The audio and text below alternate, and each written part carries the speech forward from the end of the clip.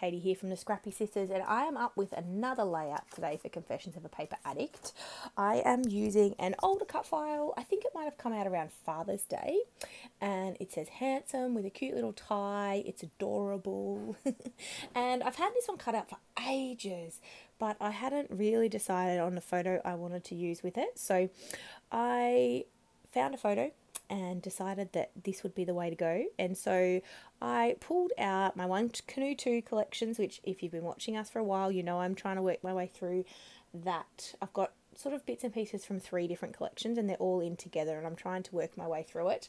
Although, between you and me, I have probably had enough, and I will put it to the side now and pull out something else to work on, because I've been working on this for quite some time. So I pulled out this 12 by 12 paper. I think this paper is from the Creekside collection, I think. I've only got one 12 by 12 paper pad yet. It's from Creekside, and I thought it went well with kind of the vibe I was going for. So I'm just adding some splatters into the background so that it's not super boring. I pulled out a green, a blue, and a mustard. So the mustard seed is a distress oxide. The green is, it's either cracked pistachio or it might be pine needles actually. The pine needles. And then the navy is the Heidi Swap Colour Shine in navy, which is my favourite. So I've used those 3 two distressed oxides and 1 Heidi Swap Colour Shine to create my background. And then I'm going to come in with the rest of my layout. This layout didn't take too long to put together because the cut file is obviously so large. It's the main focus.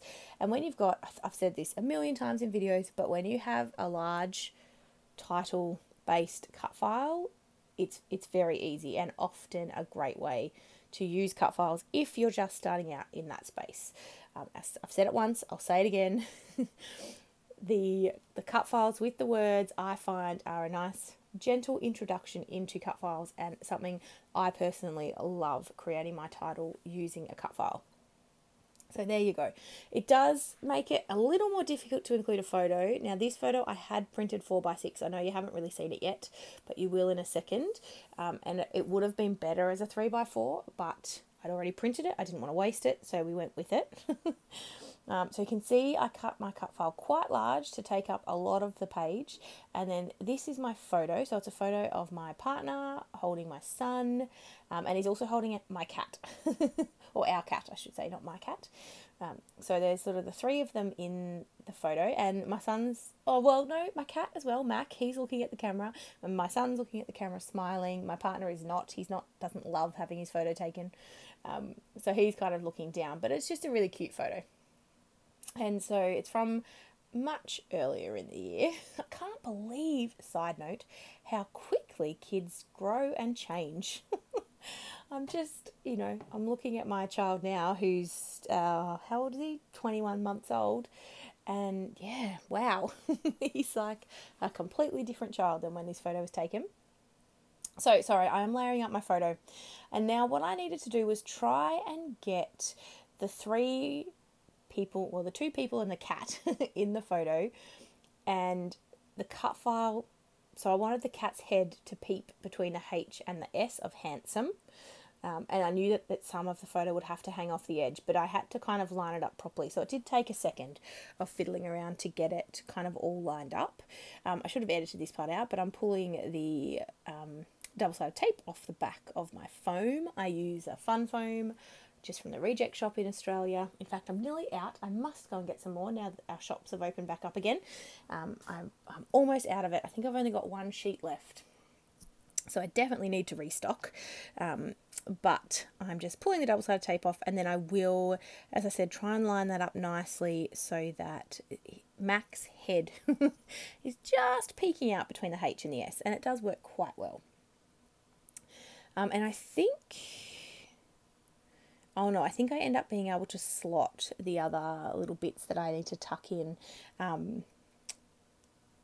Even though I've stuck down the cut file, I end up being able to slot the ephemera around it, which was lucky because I kind of didn't think about that before I stuck it down. This is probably where wet glue is a little more handy, because you can just kind of lift up part of the cut file, add some wet glue and stick that back down, lift up the other half, add some wet glue, stick it back down. But when you use double-sided tape, it's kind of all or nothing. Once you've put that double-sided tape onto the page, you're sort of stuck. So, you know, you have to be a bit careful about where you put it down. So you can see me there lining up the cat head, making it fit. Just got the edge of the tie onto the page on the right hand side and trimmed off the excess of the photo, and there you go. That is the basis of my layout, and now I will create some clusters around it. So I fussy cut these flowers from a Creekside page, 12 by 12 page from the paper pad, and I decided that I would use them on this layout, mainly, to be honest, because I didn't have a hell of a lot of other embellishments that were really working for me, and the gold, or the kind of yellow gold of the flowers just sort of worked with the colour tones that I had going on this page. So I am more than happy to use florals on a boy layout, so to speak. That does not bother me, and I don't... That's not a thing for me. I will use whatever I want on whatever layout I want. But the colour tones worked really well, in my opinion. So you can see I've got a few florals that are kind of half flowers from the 12 by 12 paper pad. So I cut out all of them, even the ones that were sort of on the edge, because I knew that I could tuck those into photos and behind clusters and things like that. So that's what I'm doing. And then I'm adding one kind of on top of the cut file. So this one will go over the S, kind of hanging down. And then I end up also adding some like wood veneer into each of the clusters as well, just to add, again, that bit of kind of texture. And this wood veneer is from the Saturday Afternoon collection, and it's much darker than the regular wood veneer that you can buy, that you usually get. So I quite liked that dark. Yeah, it's different, the contrast. So I'm creating a cluster below the photo and one above the photo, and then I and ah a little bit over where to put my third cluster, and you'll see where I come to. And I really like the way that it turned out. I'm really happy with this one. It's a simple layout, but I don't know, I think it's the colours that I really like. The kind of, I don't know whether they're really fall colours. We don't have fall in Australia. Autumn. But I don't know, just that kind of, those muted kind of more, they're sort of more of a vintage feel photos, colours. I'm really liking them. And again, I think right now I am adding another Charm from Charms Creations. I'll try and remember to link Charms Creations down below. She has a Facebook page. I'm pretty sure she just sells through Facebook and not a shop. I bought mine while I was on a retreat, so yeah, I'll try and make sure to leave her links down below, as well, of course, to all the Confessions of a Paper Addict bits and pieces. So I'll link straight to this cut file, as well as to the shop, and then also to the Facebook group, because you definitely want to come and hang out in the Facebook group. Virginia releases free cut files every month for those in the Facebook group, and also there's a challenge every month, and if you enter, you get a chance to design, or have Virginia design, a cut file for you for the next month that everybody gets for free, but you get to design it. You get to ask for what you want in a cut file, which is so awesome. So definitely come and check it out, because it's a lot of fun, and we have a lot of fun in that group. We're super supportive and welcoming, and we encourage people. You don't have to use cut files to come and hang out in the group with us. We just love having fun.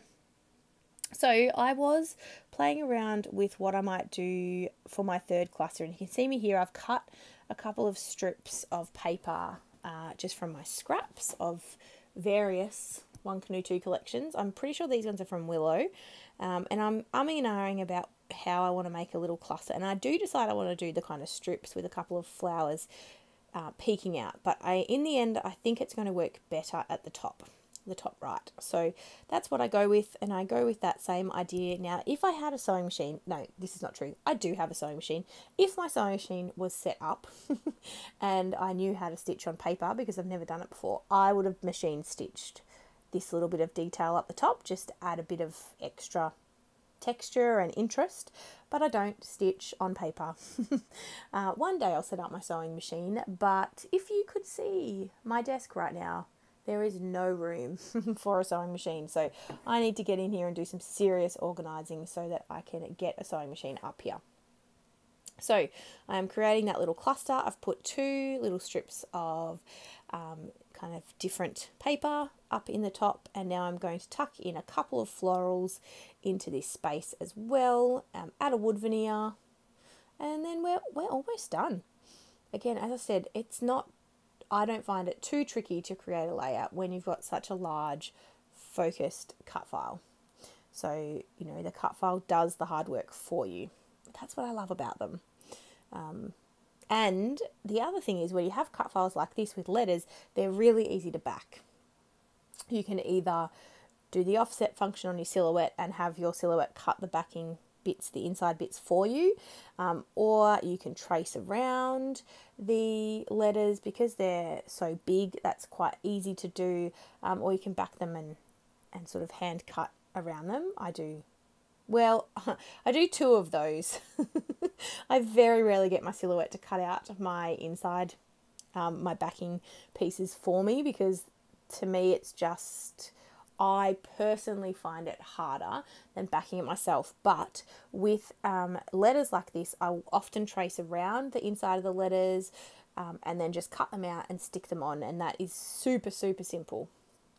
So definitely don't let that put you off. And I love, love, love, love title cut files. I've said it once, I'll say it before. I love title cut files, and you will probably see another one from me this month as well, because I often use them for my layouts because they just work for me. Now I've added some Nouveau drops. I added my stock standard antique rose colour, and then I also came in with it's a blue. It's like a light blue. I'm trying to see if I can reach in and find it in my drawer, but it's not coming to me. Oh, here it is. It is Neptune. Crystal drops in Neptune. I've had it for a little while. I got it as to go with a Christmas collection last year.